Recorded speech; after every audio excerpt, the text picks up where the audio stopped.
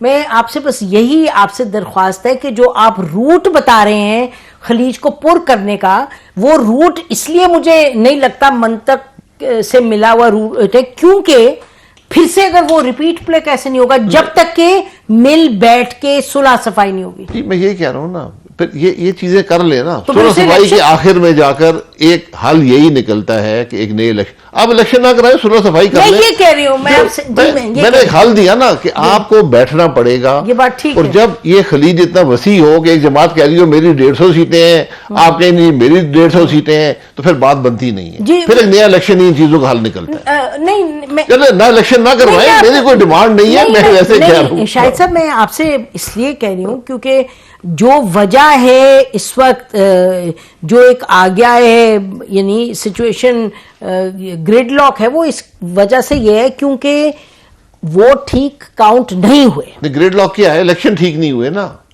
नहीं सर, ये बड़ा फर्क है।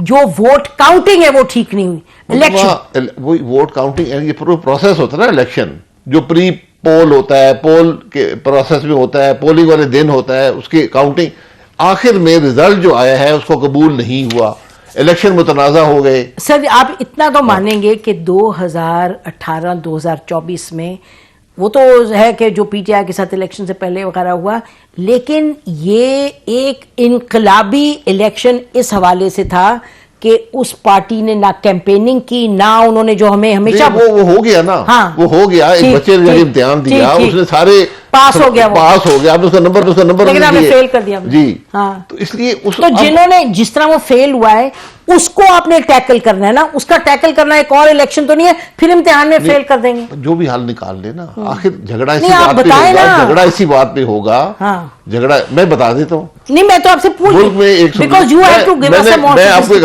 आसान तरीका, जिरगे वाला तरीका बता देता हूँ। इस मुल्क में सुप्रीम कोर्ट है, ये बुलाएं प्रिजाइडिंग ऑफिसर्स को, सुप्रीम कोर्ट, उनसे हलफ लें कुरान पे और बताएं कि ये फॉर्म 45 आपका है या नहीं है। अगर आपने हल ही निकालने हैं ना, कर ले। अच्छा ये तो हो गया हल। आपने बार बार मुतअद्दिद मर्तबा कहा है कि मिल करके सब बैठे, जी ठीक है ना, नहीं होगा उसके बाद नहीं। तो मुझे बताएं कि मिल करके सब बैठे, तो ये जो आप सुप्रीम कोर्ट वाला नुस्खा दे रहे हैं वो तो मिल करके बैठेंगे तो नहीं, वो तो फिर अगेन नहीं। आप कह रहे हैं ना कि जब मिलकर बैठेंगे तो डिमांड यही होगी कि एक पार्टी कहेगी मेरा मैंडेट चोरी हो, दूसरी कहेगी मेरा मैंडेट सही है, फिर उसका हल इलेक्शन ही निकलता है। दुनिया में बहुत दफा ही हो चुका, कोई नई बात नहीं है। आपने इलेक्शन अगर नहीं करवाने तो फिर इस इलेक्शन को दुरुस्त करने की तो पूरी कोशिश कर लें, और वो जिम्मेदारी सुप्रीम कोर्ट की है। आज सुप्रीम कोर्ट अपनी जिम्मेदारी पूरी नहीं कर रहा। उसने आपके सामने क्या क्या बातें हुई हैं, तो आखिरी मेरे पास जो जगह रह जाती है सुप्रीम कोर्ट ही है। सुप्रीम कोर्ट बुलाकर पूछे सबसे, भाई ये क्या हुआ, ये बात है। क्योंकि अगर आप ये इलेक्शन ही मुतनाज़ा रहेगा, हुकूमतों का मैंडेट ही मुतनाज़ा रहेगा, ये काम नहीं कर पाएंगी। वैसे भी सलाहियत में बड़ी कमी है, मैं ये भी आपको बता दूं, सलाहियत में बड़ी कमी है, वो मामला चलेगा नहीं। अच्छा उस पर भी आते हैं, लेकिन मुतनाज़ा मैंडेट 2018 में था और 2018 में हुकूमत चलती रही, तो उसमें और इसमें जब आप अभी कहते हैं कि मुतनाज़ा है तो नहीं चल पाएगी, तो 2018 में कैसे चल पाई थी और इस मरतबा क्यों नहीं चल पाएगी? आपसे पूछ रहे। हुकूमत ने 3 साल 8 महीने गुजारे, चली वो नहीं जी, चली वो नहीं, टाइम उसने गुजार, ये हुकूमत टाइम गुजार सकती है, इसमें कोई शुबा नहीं है।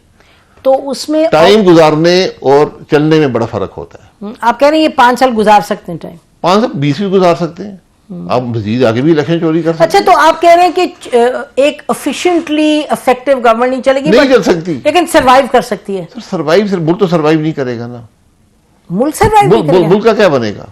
तो आप ये 3 साल 8 महीने इमरान खान साहब इक़्तिदार में रहे हैं, एक चोरीशुदा इलेक्शन था, हर आदमी मानता है। एक मुझे काम इमरान खान साहब का 3 साल 8 महीने का बता दें। वो इसलिए नहीं हुआ क्योंकि ऑपोजिशन को इतनी तगड़ी थी और मियां साहब हर वक्त पार्लियामेंट में बोलते थे, या इसलिए नहीं चली क्योंकि वो कहां बोलते थे? ऑपोजिशन को तो आपने कभी बोलने का मौका नहीं दिया, तो हर रोज गाली निकालते थे ऑपोजिशन को। पहली हुकूमत थी जो ऑपोजिशन को गाली निकालती थी। मुल्क तो नहीं चला ना, मुल्क के हालात तो खराब से खराब तर होते गए।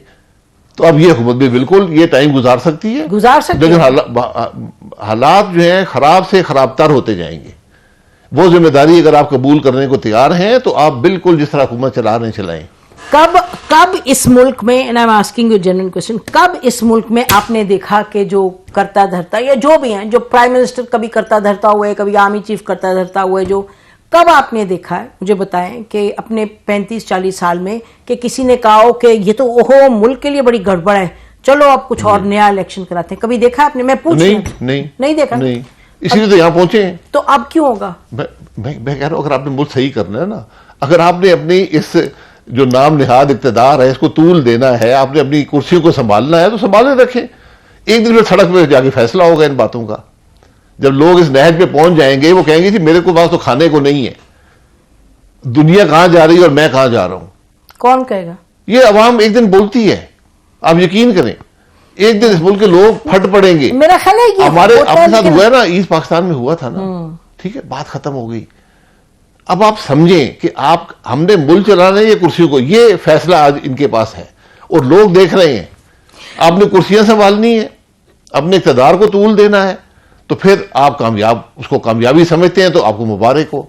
अगर आपने मुल्क चलाना है तो आज मुझे इत्तेफाक के बगैर कोई रास्ता नजर नहीं आता।